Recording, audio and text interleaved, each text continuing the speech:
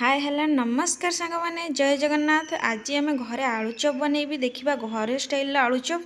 आम तो बाहर खाऊँ किंतु घर टेस्ट अलग। चलते मुझे देखेबी आज चूल्ही रे बनैबी। जदि वीडियो भल लगे सब्सक्राइब करने आदौ भूलें। ये मु बेसन नहीं लुण हल्दी गुंड लंका गुंड दे भल भाव गोलैदेवा। प्रथम से मु पानी देवी अल्प अल्प परिमाण पानी दबा भल भाव गोल सारापर मुझे बेसी परिमाण खाइबा सोडा पकई देती आपण मैंने अल्प परिमाण दबा तापर मुझे किसी समय छाड़देवी। ये मुझे आलू मसला तैयारी करने नहीं जाइए से मु फुटण पकईकि तेल पकईकि पियाज अदा रसुण छेचा पकई देती।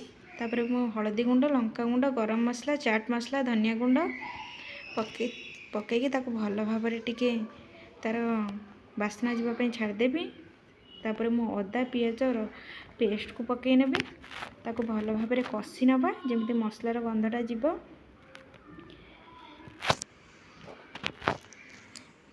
देखो तो मसलार कलर भी आसीगला तेल भी बाहर आरंभ हो गला। से मु टमाटो को ग्राइंड करके रखी तार पेस्ट को नहीं गली तापर मु आलू मटर बादाम कंचा लंका लुण ये सब को मु चकटिकी रखी। तापर ये मु अल्प परिमाण लुण पकईली कहीं से भी लुण पकई लुणिया हो जापे। आलूर मसला को बर्तमान आम पकईदेवा। देखो भल भाव गोलैदेवा। बर्तमान देखो भल भाव गोलैकी से धनिया पत्र पकईदेली किसी समय ठंडा हाँपाई छाड़ा पर देखो ठंडा है मुझे छोट छोट गोला करके थोईदेवी जमी पूरा बढ़िया साइज रे आलुचप तैयारी हेबो।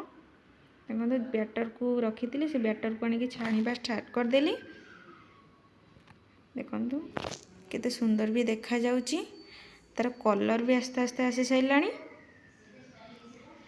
रेडी हो गला आमर घरेलू स्टाइल आलुचप। जदि आपन को वीडियोटी भल लगी लाइक शेयर सब्सक्राइब करने आदौ भूलें।